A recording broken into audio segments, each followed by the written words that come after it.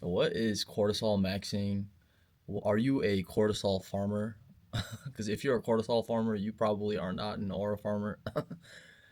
Cortisol is the stress hormone released by the body. It is the hormone that promotes fight or flight. It allows for us to survive in situations where our life is in danger. However, the stress hormone has been sort of weaponized to keep us in this fight or flight state because it promotes irrational thinking, it promotes aging, it promotes lack of connection with others out of fear. Uh, it inhibits us neurologically, um, causes deep tissue damage. Yeah, cortisol is the reason everything's fucked up. It is the reason that 23-year-olds are balding. It is the reason that people don't truly connect or see each other or understand each other. People don't feel like they can be honest with each other. Is because they fear judgment. It all comes down to fear. Uh, it's the reason why people are highly reactive. Why people flick each other off on the road.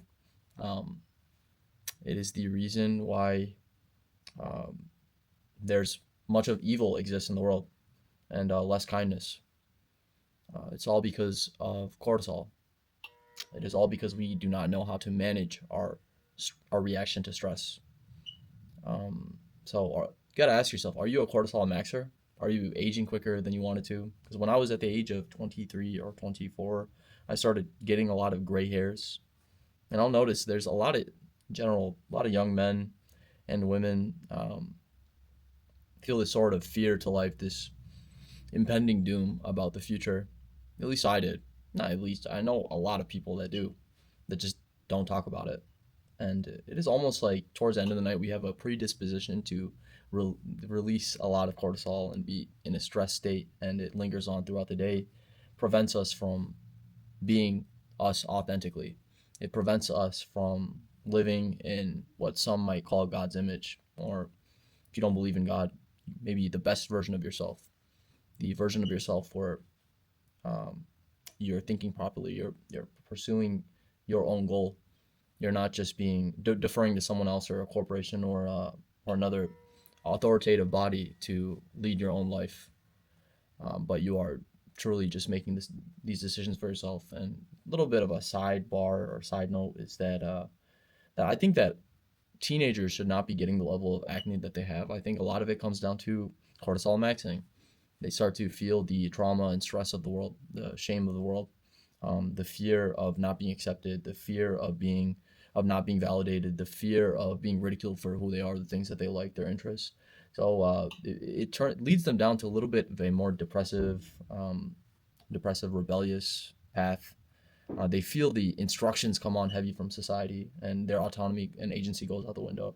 So that's why I think a lot of teenagers start heavy onset of acne because life hits them like a Mike Tyson punch. I didn't have significant amount of acne, but I had acne at that time, and I've seen many young kids uh, are it's this is very apparent with them that they have a ton of acne. So I guess another point that I had on to the next thing is, okay, what do you do about it? What do you do about it, bro? you know, all evil in the world is from cortisol. All right, you identified a problem, but what do you do about it? My solution, what I have found, is controlled cortisol release. So putting yourself in a sort of fight or flight mode. I think what some might think of this as synonymous to exercise, because you are tearing muscle fibers. Technically, you are being sadistic. You are doing something that is hurting yourself. You're hurting your muscles, putting your body in a slight fight or flight, slight release of cortisol, but you're managing it. You understand it. You're not scared of it. For me, I took that to the next level. Not next level, but something more difficult for myself, which is I did a plank for about close around 2 years, around 700 days, maybe a little bit less than that. I don't know the exact number, but a plank in the sauna, 190-degree heat, for about 20 to 40 minutes. Let's just say on average 30 minutes a day. Um, and this was a non-negotiable for me for about 90% of those 2 years. So around, like, I don't know, 680 days, let's just say that. And also I would do a cold plunge momentarily right after that for 20 to 40 minutes again, depending on the day. and I worked my way up. So in the beginning, maybe a month or two, the numbers, that time, the duration was not as significant, not as lengthy. But yeah, I did that because, first of all, I was just called to start doing that, start doing difficult things. And then I started to realize why. Why was I doing these things? What was happening within my body? Why did I keep going back? And it was because I was putting myself in a sort of fight or flight, a very difficult situation, but I would manage it and it wouldn't break me. It would never break me. And I would always survive. So over time, I just felt a sense of great power, probably uh, great release of testosterone in that most natural way, not shooting up injections to get testosterone or taking pills. No, just by doing hard shit and surviving. I guarantee you, if our ancestors survived a predator, there would probably be a strong sense of agency after release of testosterone, um, ability to face the next threat. So you face that cortisol that you create for yourself. It doesn't come from other people or circumstances, and you survive and you get better at handling it over time. It's modulation, it's management, it's survival. It increases your serotonin. So doing difficult things for yourself, even if it is just starting to exercise, if you're not used to exercising, or if you're not used to going to the gym and tearing up these muscle fibers, as we may say, just doing that, approaching your fears in general, uh, surviving them. Maybe you have a thought you want to talk to a girl, and you back out. Every time you back down is when the cortisol just gets stronger and stronger, and the release can get stronger and stronger. Your capability to manage it gets weaker and weaker, and you become weaker and weaker as a human. Um, so yeah, I think that a lot of society's interactions comes down to in power games, because a lot of humans are obsessed with power over others. If they don't have power over their own mind, for example, the practice that I do, that is purely to have power over my own mind, then they will resort to trying to have power over some of the people around them, or they might be in the submissive role in a relationship in terms of power. But people, and I'll use some examples to illustrate this, but people use some facial expressions, tonalities, kind of mental gymnastics to spike other people's cortisol. And that is how they have power, because the moment you can spike someone else's cortisol, it means that they're not rationally thinking. They're not able to use their brain as well. They're not able to be themselves. You make someone else small so you feel large. Um, so a classic thing is society will shame you. That happens from a young age. People are bullied for their authenticity. Um, so bullies are essentially just releasing cortisol within another human and watching them shrink, so that they feel larger and they feel more in power, because they do not have power over their own thoughts. And this just moves on to the next. It just goes to the next level in the real world. Boardrooms, corporations. It's always the people that can. The people that are a little bit more fearless are usually raised to the higher on the hierarchy. They are able to critically think, critically make critical decisions under pressure, and that is invaluable in today's day and age, because the moment pressure comes around and that cortisol release comes around, people tend to fold. And it's, these power games between people can be exhausting, and overall, people are just sort of walking around in these states of stress. Let me just give you an example. Humans can really understand when someone is beating this prison of fear, and they are not subject to the cortisol release constantly. So this is just a random example. This has happened to me many, many times, where someone will try to approach me and incur some sort of anxiety within me. But I went to the Apple store, I want to say a couple weeks, like 2 weeks back, and I had broken my phone had some water damage. Um, and I had walked up to one of the employees, and mind you, when you have a lower, like you're better at managing your cortisol, and it is not being released, it's not being overproduced within your body. You have aesthetic, physical change. You have a change of the way you articulate yourself. You have the change of the way you think in general. You have a change of the way you move, the change of the way you walk, the change of the way that the energy protrudes your body, your electromagnetic field. All of these things are impacted um, negatively by overstressing and releasing this cortisol, which damages all your cells, your brain. So humans will notice that, like, instinctively. They don't know what exactly it is. The guy at the store is not like, oh, he's beating the prison of his fear. He's broken the shackles of fear. Maybe there's a small part of him that understands that. But anyways, I bring my phone up to this guy and I'm like, man, I hope this isn't extremely expensive to fix. He didn't even know what the problem was. And he started talking about, yeah, it's probably gonna be like $1,000, man. I hope that's all right. Like 1,000 or 200. And I'm like, in my head, I'm like, bro, that's like basically a new phone. Why do you have to jump to worst case conclusion? I didn't say that, but like sometimes they see, especially if you have a big smile when you walk in, that just shows you're not over stressing, and you also maybe your skin is clear. Maybe you just don't look like you're stressing as much. So the humans kind of have this tendency to try to make you stress in these ways. And he had said that, and I'm like, I got my fingers crossed, man, that it's not so bad. Um, and because sometimes when they see that you're beating that cortisol, that means that you're more authentically yourself. And when you're more authentically yourself, someone that isn't might feel a lack of control of the environment, and they might try to stress you out to get you back into a shrunken role, and that way they feel a little bit more comfortable. So it is kind of the sadistic. It is a little bit sadistic, but it is a truth that I've tested this, seen this over the last couple of years. But yeah, that's one example. And then yesterday, this doesn't always happen.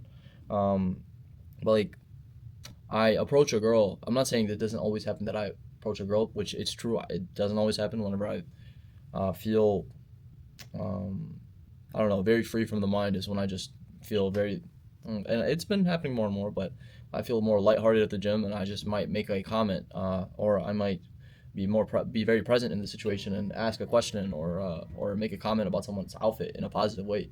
Just try to spread my positive energy that